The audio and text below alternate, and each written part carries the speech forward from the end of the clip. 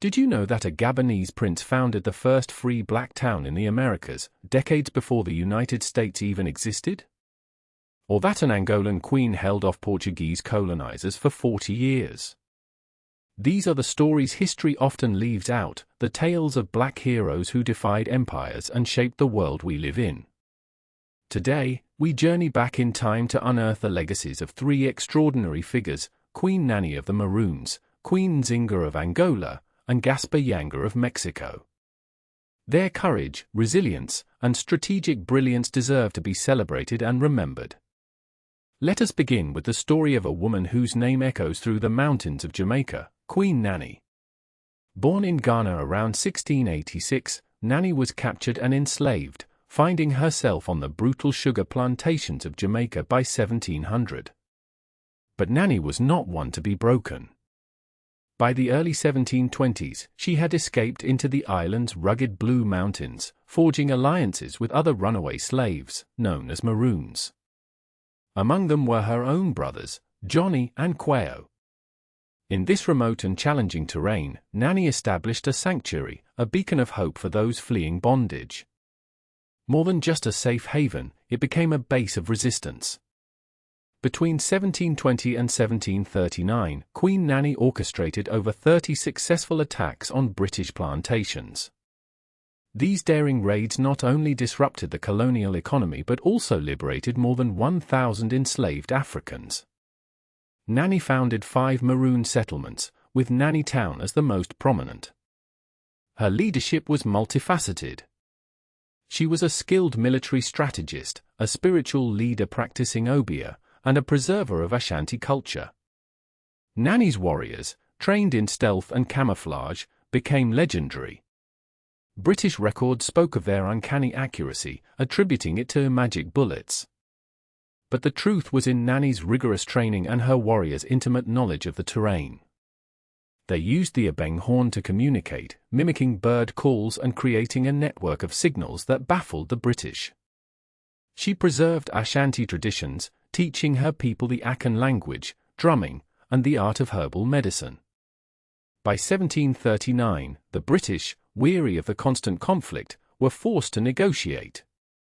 Governor Edward Trelawney signed a peace treaty, granting the Maroons autonomy over their territories in exchange for their agreement to return future runaways. Some see this treaty as a compromise, a stain on Nanny's legacy, but it also secured freedom and self-governance for her people.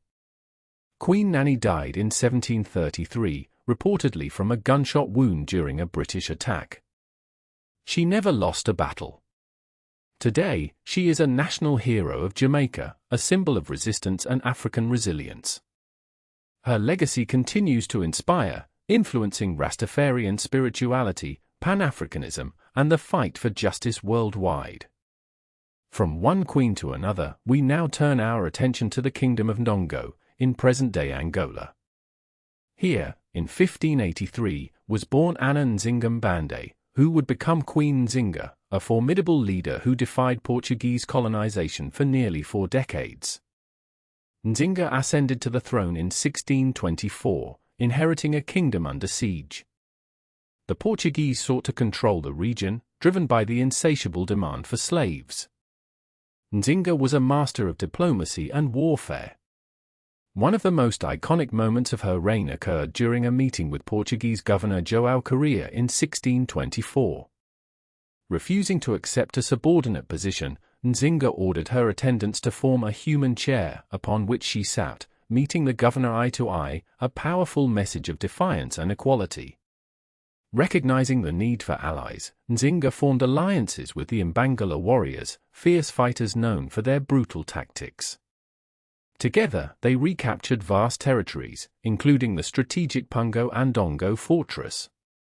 Later, she even allied with the Dutch, seizing Luanda, the Portuguese stronghold, in 1641. Nzinga was a military innovator. She maintained an army of 20,000 strong, with women comprising a significant portion of her forces. She employed scorched earth tactics, denying resources to the enemy and making it difficult for them to sustain their campaign. While she strategically adopted some Mbangala rituals to intimidate her foes, she banned cannibalism among her own troops. Despite facing relentless pressure, Nzinga never surrendered.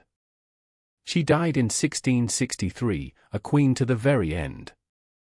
Her resistance delayed Portuguese expansion for decades, preserving Bundu independence and disrupting the Atlantic slave trade. Today, she is revered as a symbol of anti-colonial resistance throughout Africa. Statues of Nzinga stand proudly in Luanda, a testament to her enduring legacy.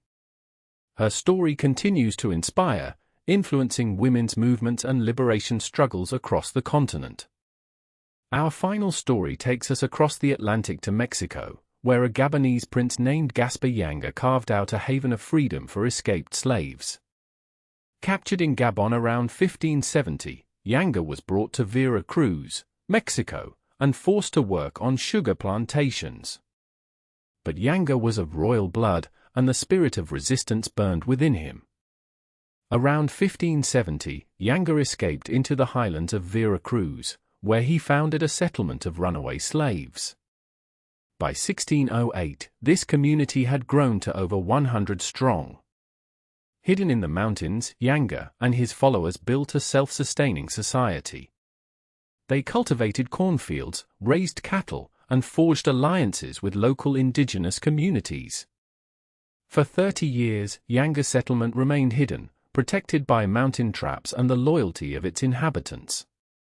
The Spanish authorities dismissed them as mere bandits, but Yanga's community was a beacon of hope for the enslaved. In 1609, the Spanish launched a major attack on Yanga's settlement. Despite being outnumbered, Yanga and his warriors fought fiercely, repelling the invaders. The Spanish realized that suppressing Yanga would be a costly and protracted affair. In 1618, they offered a treaty, granting autonomy to Yanga's community in exchange for their agreement to cease raiding plantations. Yanga negotiated skillfully, securing recognition for his people and establishing the first free black town in the Americas. San Lorenzo de los Negros, as it was initially known, was later renamed Yanga in 1932, in honor of its founder. Yanga ruled as king until his death in the 1620s. His legacy lived on, inspiring future generations of rebels and freedom fighters. The town of Yanga still exists today. Gaspar Yanga's story is a testament to the power of resistance and the enduring quest for freedom. These three figures, Queen Nanny, Queen Nzinga, and Gaspar Yanga, represent just a fraction of the countless black heroes whose stories have been marginalized or erased from history. Their resistance to slavery and colonialism had profound and lasting impacts. Queen Nanny's maroon settlements in Jamaica created a model for self-governance and resistance that inspired future generations, including the Haitian Revolution. Queen Nzinga's defiance of Portuguese colonization preserved Mbundu independence and disrupted the Atlantic slave trade, diverting resources and weakening the colonial powers. Gaspar Yanga's free black town in Mexico predated U.S. abolition by centuries, serving as a beacon of hope and a model for other maroon communities throughout the Americas. Their stories challenge the narrative of enslaved passivity, demonstrating the agency, resilience, and strategic brilliance of African people in the face of oppression. They remind us that history is not a fixed and immutable thing, but a constantly evolving narrative, one that must be constantly questioned and re-examined to include the voices and experiences of those who have been historically marginalized. By remembering and celebrating these forgotten heroes, we can gain a deeper understanding of the past and draw inspiration for the struggles of the present. The legacies of Queen Nanny, Queen Nzinga, and Gaspar Yanga continue to resonate today, inspiring movements for social justice and equality around the world. They remind us that the fight for freedom is never truly over, and that even in the face of overwhelming odds, resistance is always possible. Who else do you think needs to be remembered?